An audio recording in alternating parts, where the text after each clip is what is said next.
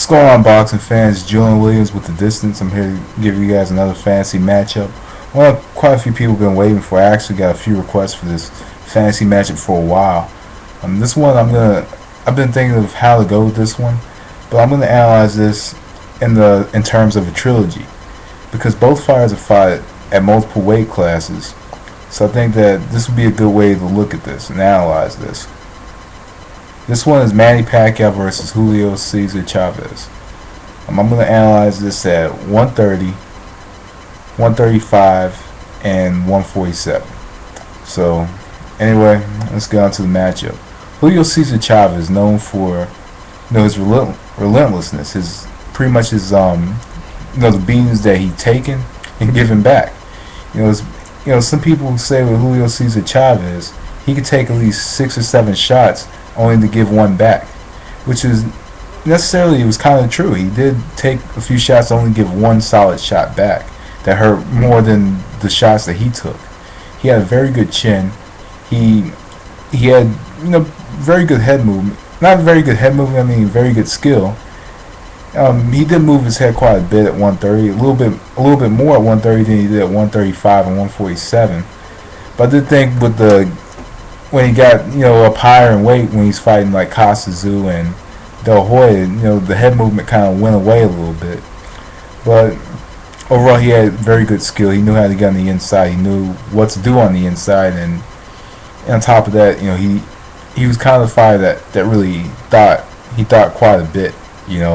How to get on the inside and what to do on the inside, and how to apply pressure to a certain style of fighter. And we saw it against Jose Ramirez, and we saw it against Roger Mayweather. We saw it in the fight with Meldrick Taylor, and some of his best wins, in his career.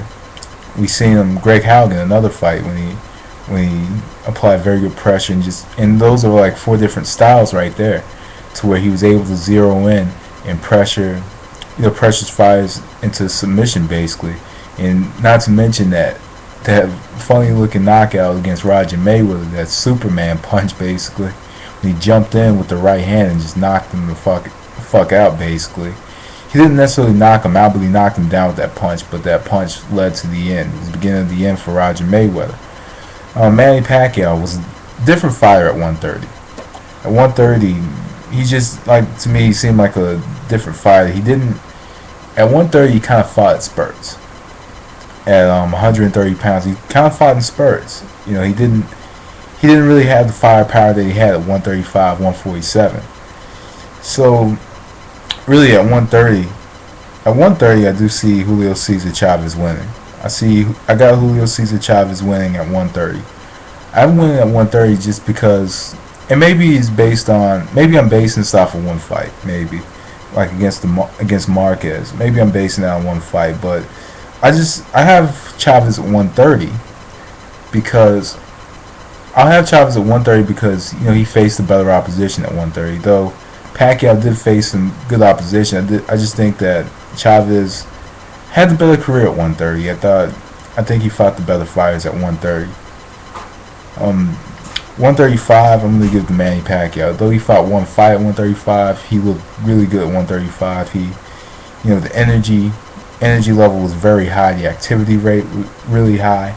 And, basically, I guess the move up in weight, the 5 pounds was really good for him or something. But at 135, I'm going to say Manny Pacquiao because he is getting, it's like he's getting better by the fight with Manny Pacquiao. And with Julio Cesar Chavez, I think that he did walk in to quite a few shots. He did walk, especially against Manny Pacquiao, somebody who's going to consistently throw and throw and throw and throw for the duration of the fight, the full 12. Chavez, I think, would just walk into those shots, and it seemed to me that Pacquiao's chin had gotten gotten a little bit better at 135. I think at 135 he was able, he could probably take a lot of, take quite a few shots at 135 rather than he was able to at 130 like against Marquez, because Marquez did stun him a few times at 130, or a couple times at least. Excuse me, but that's probably the reason I have Chavez winning at 130. And when I first thought about it, I did think Pacquiao would possibly win it at 130, but I have Chavez at 130. Because of the relentlessness, and on top of that, it was like Chavez didn't really start pouring on until he hurt the opponent. When his opponent was hurt and he smelled blood, that's when he really started to pour it on. And I just think at 130 he probably beat Pacquiao not in a close one, maybe by a couple rounds. It's probably beat him to the punch in the inside and get him the inside and win. But I think at 135, I think Pacquiao would win. I think the energy level, the high activity level, I think that would give Chavez some trouble. And the fact that he did have a good chin, and he had less head movement at 135, as I mentioned, than at 130. So I'm going to give 135 to Manny Pacquiao. And on to the tiebreaker. Excuse me, I'm kind of stuttering in this video because I'm talking so fast and I have so little time. And at 147, at welterweight, we didn't really see. I guess at 147 we didn't really see the same Julio Cesar Chavez that we did at 130, 135.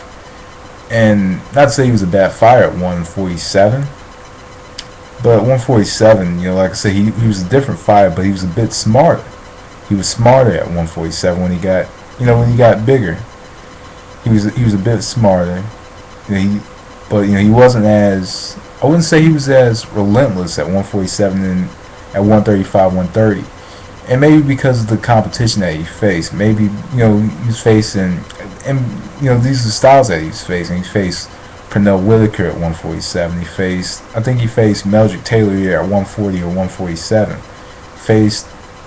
And Oscar De La Hoya, I think he fought 147, either 147 or 140, whatever. But and Costa Zoo, he fought, these guys, basically at welterweight, light welterweight, whatever. But Chavez was just a different fighter at 147 than 135, 130, and he thought a lot more. He thought a lot more at welterweight. Excuse me. I'm just gonna say welterweight because both fighters have fought 140, 147, but at welterweight, he was more of a thinking fighter. He thought more, and Manny Pacquiao, seems to be a really good fighter at 147, much better at 147 than he was at 135. 130. And really, what stands out to me is the fight with Miguel Cotto. When Miguel Cotto landed some hard shots, some very hard shots, and Pacquiao just ate the shots and he came back on the attack. Though I see at welterweight Pacquiao bruising, I see him bruising because we did see bruising on his face against Cotto. We saw bruising even against Joshua Clottey, whose activity wasn't very high in that fight. We saw bruising. And against Chavez is definitely going to get some shots off. Chavez is definitely going to land some right hands. He's definitely going to be on the inside. He's definitely going to be in his face the entire fight. But I think that Pacquiao at 147 will do a lot of in and out movement, and some side to side, but he's coming in and getting the shots off and coming out and doing it the whole fight pretty much. But Chavez trying to zero in and get his shots off. And at 140, 147 at welterweight, I'm gonna go with Manny Pacquiao at welterweight.